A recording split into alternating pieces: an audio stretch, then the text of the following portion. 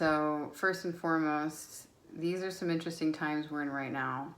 And I have seen a great sense of community happening. I've seen people there for each other.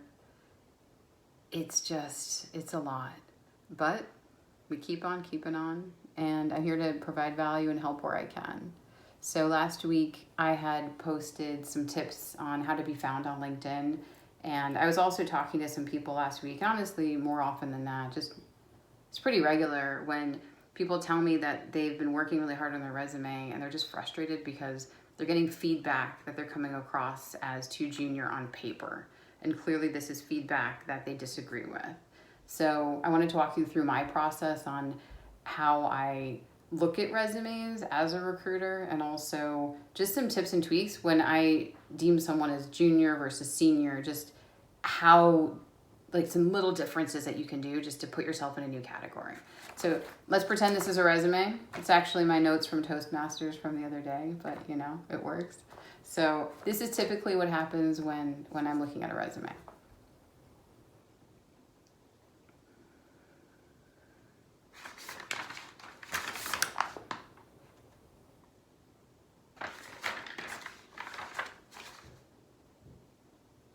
So that's it. I mean, honestly, I hate to break it to you. I know you spent so long on it, but that's how long I spend initially. So, of course, if you're going on an interview, I will read this entire resume. It's important. I need to know you. And I interview you and I get to know you, and then I read the resume and I back that up with everything you've written. But I'm talking about first impression.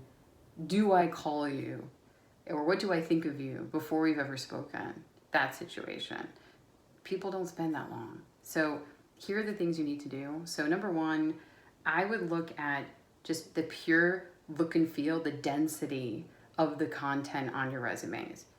More junior resumes, more words, more dense, lots of bullets, lots of bolding. Usually the bolding is I have too many words, so I need to bold certain words so you get lost in all the words. That's a telltale sign that you probably need to change something about that.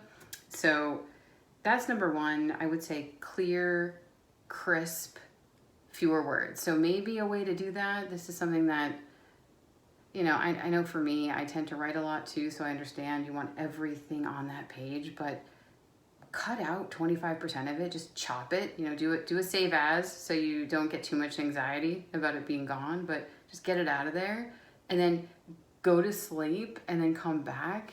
And then I bet you when you read your resume again, you'll be like, I don't even know what I cut out of this thing. So there you go. It's gone. It's okay. So that's number one. Number two is all about buzzwords. So the more senior the person, the less they use buzzwords. And I'm sure you know what buzzwords are because when you see them, you probably go, oh, wow, this person's resume is using the same word all the time. And this is just so in demand right now. So if you're doing that, don't put that on your resume.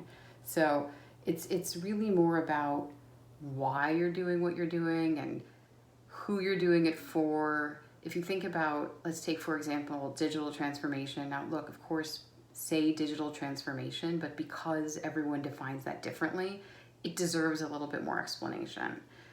The third thing I would say is really junior people tend to list lots and lots and lots of responsibilities, and the more senior people will talk about fewer things, but with more impact. And so if you think about responsibilities, those are the facts. I have this many people, my team is in these locations, and I worked on all these tasks, all these projects, or all these numbers, whatever it is, just boom, boom, boom, boom, boom, boom, lots of bullets, no rhyme or reason to the order of them. A more senior person will think and take a step back and think, what are all the big themes that I did this for? What was the impact of all of this? Who did I have to influence to get this done? And it's really ultimately all of these smaller bullets and tasks are all a part of something much, much, much bigger. So it's just a matter of taking a step back and thinking bigger about it. Another way is if you think about if you had your resume and you had your direct reports resume, how did anyone know whose resume is whose? Could you both claim that you both led the same projects? So clearly no, like you had a different role than them. So display that. What was your role? what made it different than that person. It's another way to maybe think about it. So the last thing is really clarity. So I know right now we're in a world where these titles and responsibilities, just things are very, very convoluted. And also because the roles are convoluted, you don't want to be overshadowed or not called for a position that might interest you. But it's not good to be a jack of all trades. It's better to have clarity on what you've done and what you want to do. So I would just button that up a bit. I'm happy to talk more about that, but it's important. So if I were you, at least for me, what helps me out is if I throw the resume away, don't worry about the bullets and the formatting. And we all know how Word can get with the formatting. Just throw that to the side and just freestyle write for a moment.